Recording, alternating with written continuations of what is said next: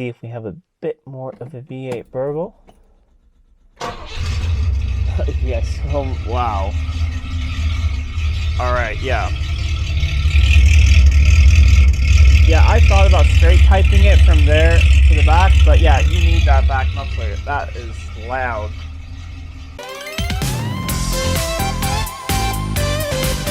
Welcome back to Living with a Classic. We're here with my 1972 Rover P6. It's a V8 auto. And if you're new to my channel and you haven't seen this car before, I have a whole playlist on bringing this back to life.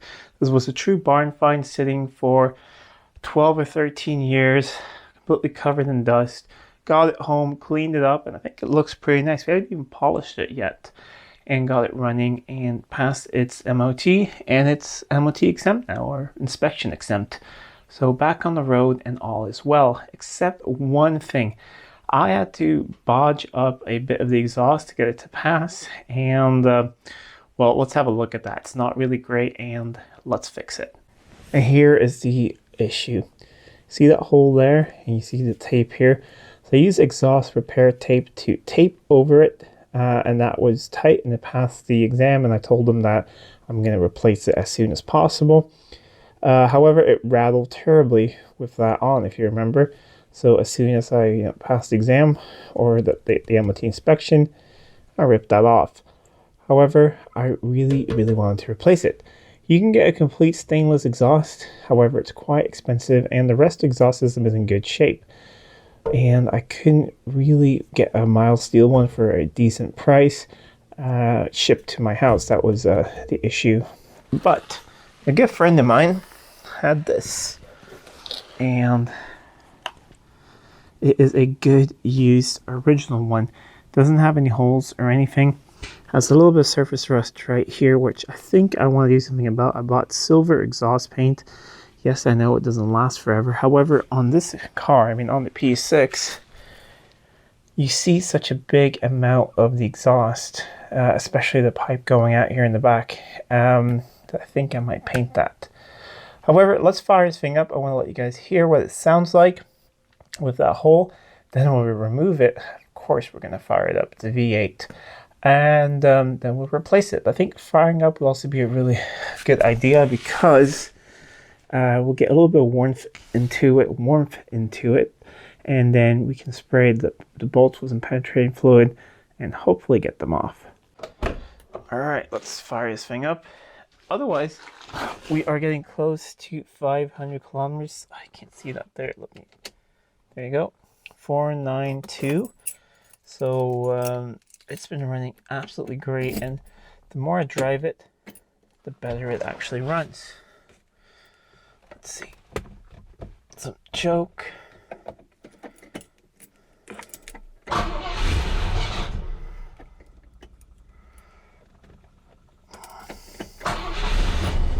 There we go. And we'll go out back, and you'll probably hear, I'm not sure how well it picks up on camera, but see, it's supposed to just come out there, but most of it comes out right there.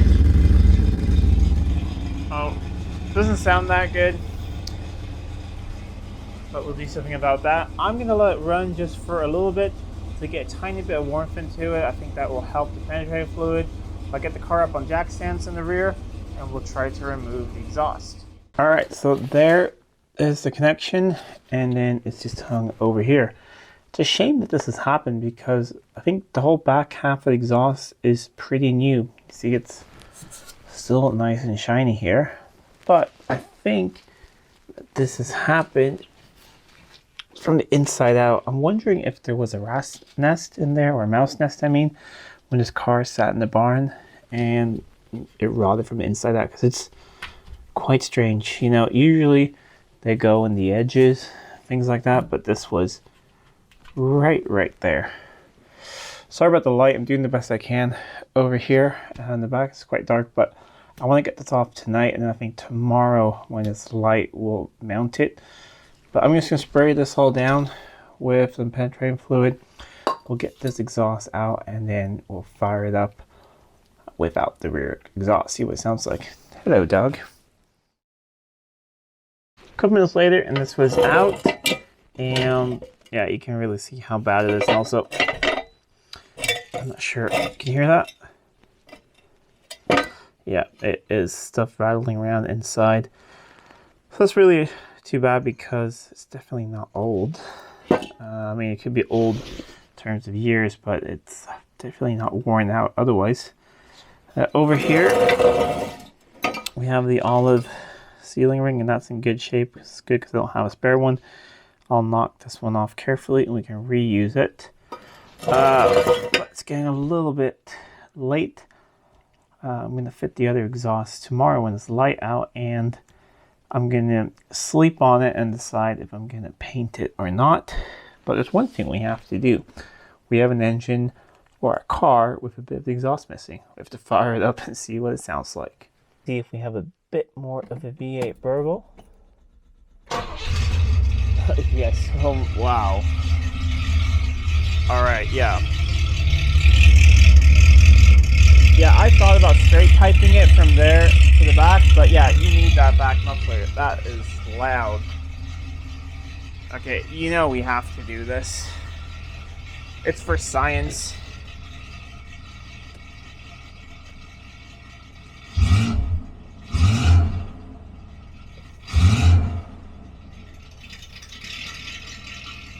That actually sounds really cool.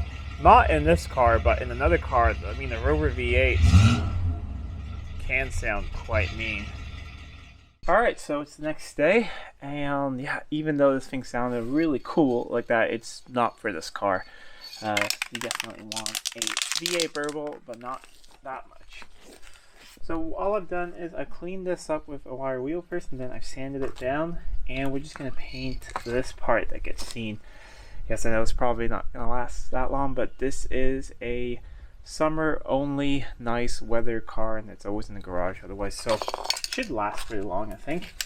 And at some point I may want to replace the back half of the exhaust with the stainless. That will also give a little bit of a throatier sound. This is just heat resistant paint. It's up to 800 degrees Celsius, and it cures fully once it gets warmed up. So I'm just gonna spray paint this down, and I've gone with silver metallic, the thin coat.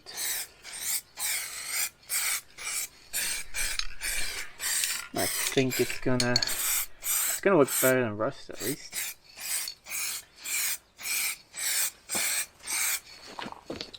So I will paint this up, and then we'll let it dry for a bit so it's dry to the touch. And we can fit it to the car, and then slowly warm it up to cure it. Starting to get it into place here. I think it looks pretty good painted. It's like, we'll see how long it lasts, but I used this paint, but the black one, on cam cover gasket, especially on the V12. And after it's cured, that stuff gets really hard, and you can pour fuel and things on it, and it just doesn't seem to be an issue. But yeah, I think I'm gonna have to get it in there first. I actually picked up a new one of these because I had one laying around for another car just to get nice and tight. Also, this one's a tiny bit bigger because the one that came off there doesn't want to fit this exhaust that well. So I'm going to fit this with just a tiny bit of exhaust mounting paste, just a little bit to get it nice and tight. So I'll tighten that up, hang this in there, then we'll fire it up, check for leaks, and we'll let this thing warm up and cure, and then we'll see what it looks like when it's all on the ground. All right, we have an issue. It doesn't fit. This is an original Rover system I saw, and what I have is an aftermarket system, and it doesn't fit. It seems that where they put the split here is in a different place, because you see how far back I have the exhaust, and it needs to go even further back to go on there. Okay, so that was a complete waste of time, and we're back to square one. I got to think about a little bit what we're going to do. It may involve some cutting and welding. All right, I got to think about this. So there are some differences. This is thicker, but also if I lay them up so that they're the hangers are in the same place, you see how much further back that box goes. And if I'm supposed to hang this where the hanger goes on the cart, it will hit here, and that's not something I want either. Like the hanger, I'm not sure if it's, let's have a look underneath if it is. No, it's not adjustable. There must be something like an early and a late style exhaust system, something to that order. But I need to do something. I'm going to a car show in a couple days for this car. So either I put this back on and I live with that leak, or if you have a look here at how thick that is and how thin that is, if I were to make a cut, let's say here, I could cut this here and slip that inside there, make some slits in here and clamp that together possibly, and then maybe use this exhaust. I'm not really sure, because I don't want to be stuck here with nothing working at all.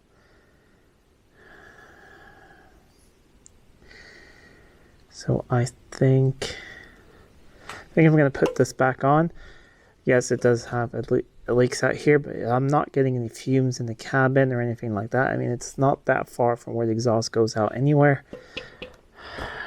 So put that back on, and then I'll either do this later in winter when I have more time and weld it up, or I'll buy a new back box from the same brand as this one, try and figure that out and get that into place. So kind of disappointing and a little bit of waste of time, but let's put this one back on. As you can hear, it's all back together and out here running beautifully, and it's not something you can barely notice, but I really just wanted to fix it, and I didn't want to jeopardize cutting things up and having nothing, just because I really want to go to this car show in a couple days. Speaking of that, do you want me to take you guys along with the camera and see what it is? This should be a pretty big show with lots of different car brands. I'm just going there with the Rover Club, but I've heard the MG are going and a bunch of others, so should be a fun day. Do you want me to bring the camera along a bit? Let me know in the comments down below. But yeah, bit of a failure today. I feel like I've wasted a lot of time, but this winter I want to do some things with this car, like we're going to do new shocks and things, and when I order them I might as well order an exhaust, either just the back half if I can get the right one, or I'll get a whole stainless exhaust and put on it. Depends on how well the videos do and how much I have in the budget for this thing. Anyways, if you like this video, please give it a thumbs up and share it with friends. If you're not already subscribed to the channel, please do subscribe to the channel. It really does help out a lot. Until next time, I'm Adam. This was Living with a Classic. I'll see you soon.